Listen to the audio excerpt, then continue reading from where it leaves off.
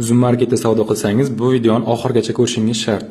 Kecha bo'lib o'tgan forumda BoostOp bo'yicha ajoyib fikrlar bildirildi. Unga ko'ra, BoostOpda yangi funksiya qo'shilar ekan. Unga ko'ra, endi Uzum marketda sotuvchilari Uzum marketda o'zida BoostOp bo'yicha mutlaqo bepulga o'qib chiqishlari mumkin. U BoostOp kursida nimalar bo'ladi? U mutlaqo bepul kurs bo'ladi. BoostOp kursida 0 dan Boostni topga chiqarish bo'yicha o'rgatiladi. Unda Uzum marketda ishlovchi Regina ismli opamiz o'rgatadi.